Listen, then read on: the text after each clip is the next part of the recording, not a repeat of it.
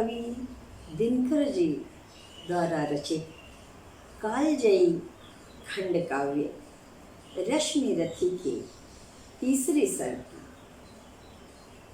चर्चा करेंगे। उसके बारे में थोड़ा समझेंगे भी।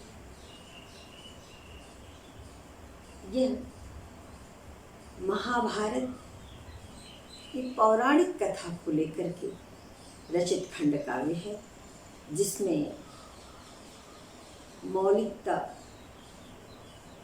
का समावेश करते हुए कर्ण के चरित्र को उन्होंने उभारा है और कर्ण के माध्यम से तत्कालीन समाज और समय का उन्होंने इसमें वर्णन किया है, जिसको उन्होंने स्वयं रश्मि रथी की भूमिका में लिखा है। तीसरे सर्ग में 12 वर्ष का वनवास और 1 वर्ष का अज्ञातवास, जिसमें ये शर्त थी कि इनको कोई पहचान न सके। तो ये पांचों भाई द्रौपदी के साथ राजा विराट के यहाँ रहते हैं और अज्ञातवास पूर्ण होने पर हर्षपूर्वक नई शक्ति नई ऊर्जा के साथ ये वापस आते हैं, क्योंकि विघ्न और बाधाएं व्यक्ति के अंदर नई ऊर्जा देती हैं और हम लोग उसी को दिनकर जी के शब्दों में आइए सुनते हैं।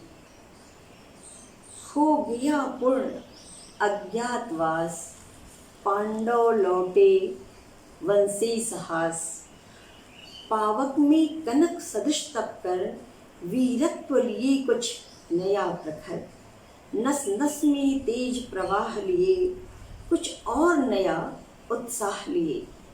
सचमुच विपत्ति जब आती है, वह कायर को ही दहलाती है। शूरमा नहीं विचलित होते, क्षण एक नहीं धीरज खोते। विघ्नों को गले लगाते हैं, कांटों में राह बनाते हैं। मुख से न कभी उफ कहते हैं, संकट के चरण न गहते हैं।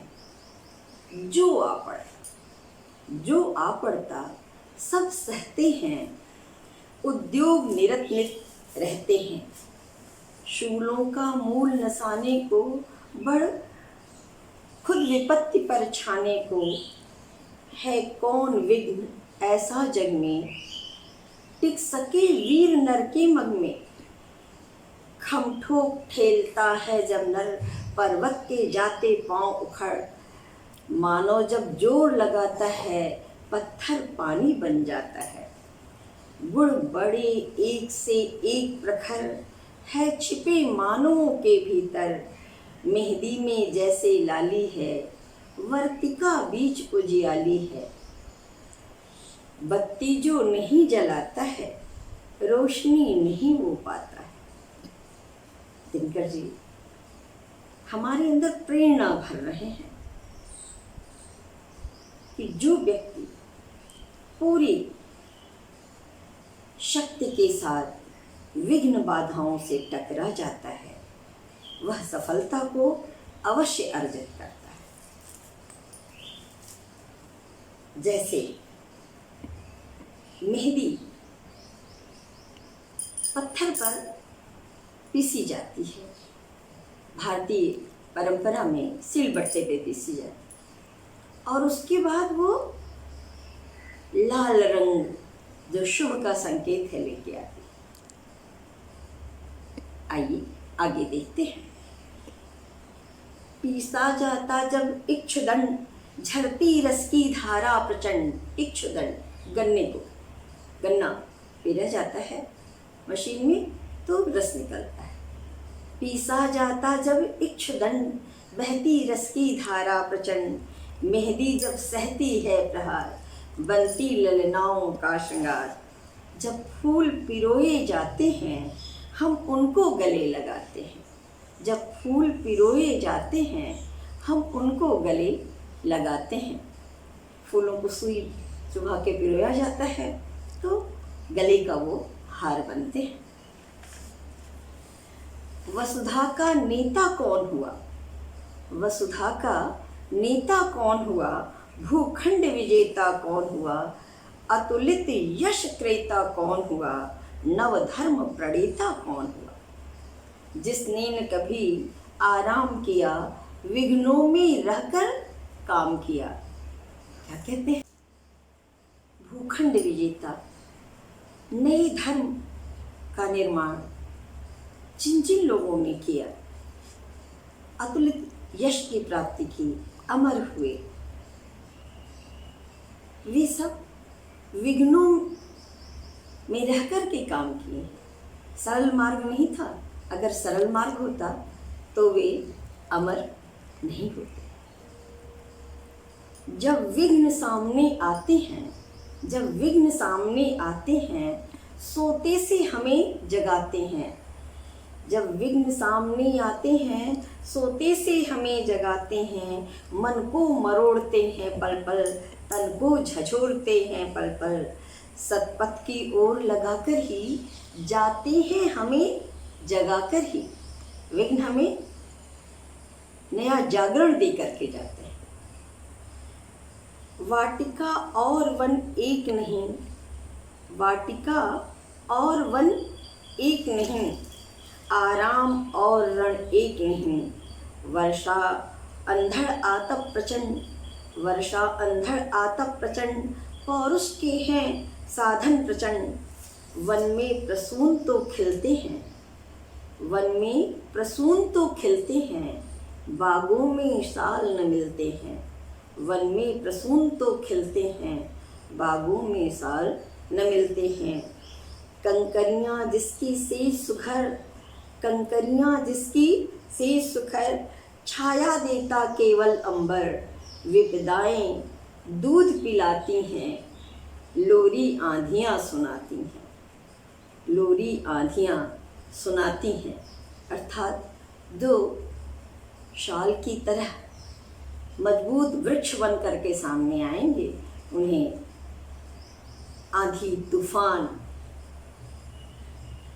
विघ्न बाधाओं का सामना करना पड़ता है। जो लाक्षागृह में जलते हैं वे ही सूरमा निकलते हैं, जो लाक्षागृह में जलते हैं वे ही सूरमा निकलते हैं। बढ़कर विपत्तियों पर छा जा, बढ़कर विपत्तियों पर छा जा, मेरे किशोर मेरे ताजा। बढ़कर विपत्तियों पर छा जा, मेरे किशोर मेरे ताजा।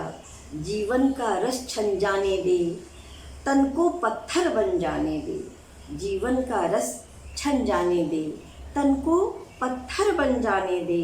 तू स्वयं तेज भयकारी है, क्या कर सकती चिंगारी है। तू स्वयं तेज भयकारी है, क्या कर सकती चिंगारी है। वो क्या कहते हैं? मेरे किशोर मेरे ताजा। पांडव के चरित्र के माध्यम से कि विघ्न बाधाओं को का सामना करते हुए वे इतने आगे आए। तो ऐ भारत के नवयुवकों, तुम बढ़कर विपत्तियों पर छा जा, मेरे किशोर मेरे ताजा। कि जो भी विघ्न आए उन विघ्नों को दबा दो, उनका सामना करो कि विघ्न तुम्हारे सामने टिक नहीं सके। वर्षों तक वन में घूम घूम, बाधा विघ्नों को चूम चूम। सह धूप घाम पानी पत्थर, पांडव आए कुछ और निखर, पांडव आए कुछ और निखर। सौभाग्य न सब दिन सोता है, सौभाग्य न सब दिन सोता है। देखें आगे क्या होता है। मैत्री की राह बताने को सबको सुमार्ग पर लाने को, दुर्योधन को समझाने को, भीषण विध्वंस बचाने को भगवान हस्तिनापुर आए। भगवान हस्तिनापुर आए, पांडव का संदेशा लाए। इस बात पे अवश्य ध्यान दीजिएगा, आगे मैं बताऊंगी कि भगवान हस्तिनापुर आए। केवल कृष्ण नहीं, भगवान हस्तिनापुर आए, पांडव का संदेशा लाए। दो न्याय अगर तो आधा दो, दो न्याय अगर तो आधा दो, पर इसमें भी यदि बाधा हो तो दे दो केवल 5 ग्राम, रखो अपनी धरती तमाम। हम वही खुशी से खाएंगे, परिजन पर अस न उठाएंगे। दुर्योधन वह भी दे न सका, आशीष समाज की ले न सका। उल्टे हरि को बांधने चला, उल्टे हरि को बांधने चला। जो था असाध्य साधने चला।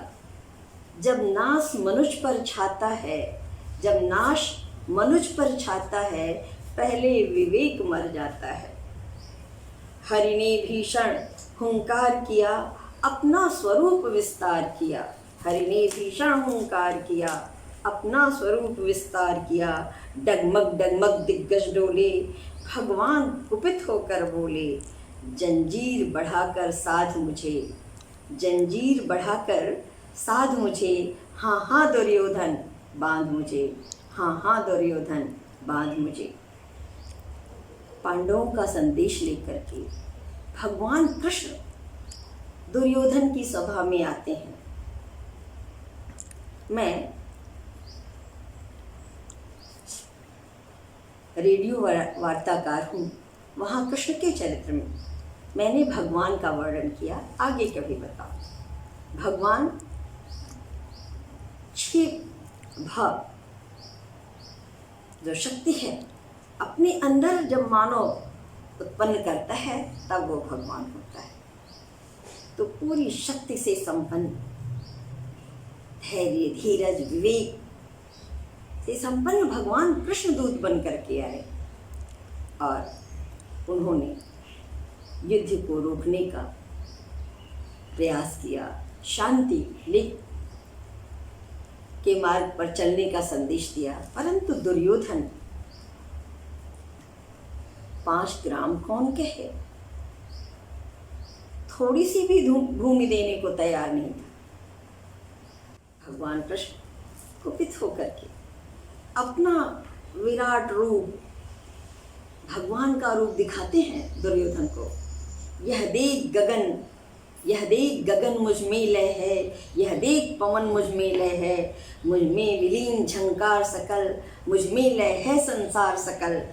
अमृत तो फूलता है मुझ में, संघार झूलता है मुझ में। उदयाचल मेरा दीप्त भाल, भूमंडल वक्षस्थल विशाल। भुज परिधि बंध के घेरे हैं, मैनाक मेरु पग मेरे हैं। दिखते जो ग्रह नक्षत्र निकर, सब है मेरे मुख के अंदर। दृग हो तो दृश्य अकांड देख, दृग हो तो दृश्य अकांड देख। मुझ में सारा ब्रह्मांड देख।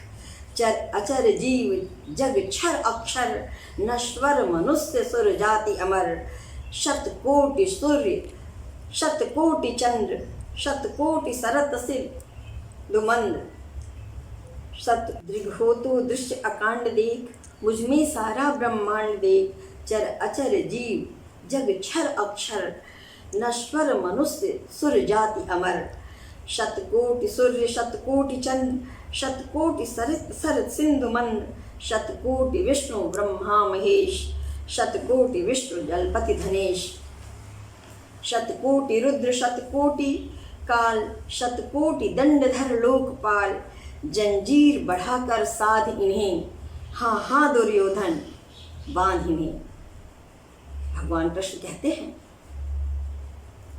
कि अगर मुझे बांधना है तो पूरे ब्रह्मांड को बांधो। भूलोक अतल पाताल देख, गत और अनागत काल देख। भूलोक अतल पाताल देख, गत और अनागत काल देख। यह देख जगत का आदि सृजन, यह देख महाभारत कारण। मृतकों से पटी हुई भू है, मृतकों से पटी हुई भू है, पहचान कहाँ इसमें तू है, पहचान कहाँ इसमें तू है, पहचान कहाँ इसमें तू है। अंबर में कुंतल जाल देख, पद के नीचे पाताल देख, मुट्ठी में तीनों काल देख, मेरा स्वरूप विकराल देख। सब जन्म मुझी से पाते हैं, फिर लौट मुझी में आते हैं। सब जन्म मुझी से पाते हैं, फिर लौट मुझी में आते हैं। जीवा से करती ज्वाल सघन, सांसों में पाता जन्म पवन, सांसों में पाता जन्म पवन। पड़ जाती मेरी जिधर दृष्टि, हंसने लगती है सृष्टि उधर। मैं जभी मूंदता हूँ लोचन, छा जाता है चहुओर मरण, छा जाता चारों ओर मरण। बांधने मुझे तो आया है, बांधने मुझे तो आया है, जंजीर बड़ी क्या लाया है। यदि मुझे बांधना चाहे मन, पहले तो बांध अनंत गगन। सोने को साध न सकता है, वह मुझे बांध कब सकता है। हित वचन नहीं तूने माना, मैत्री का मूल्य न पहचाना। हित वचन नहीं तूने माना, मैत्री का मूल्य न पहचाना। तो ले मैं भी अब जाता हूँ, तो ले मैं भी अब जाता हूँ, अंतिम संकल्प सुनाता हूँ। याचना नहीं, याचना नहीं अब रण होगा, जीवन जया की मरण होगा। टकराएंगे नक्षत्र निकर, बरसेगी भू पर वन्य प्रकर।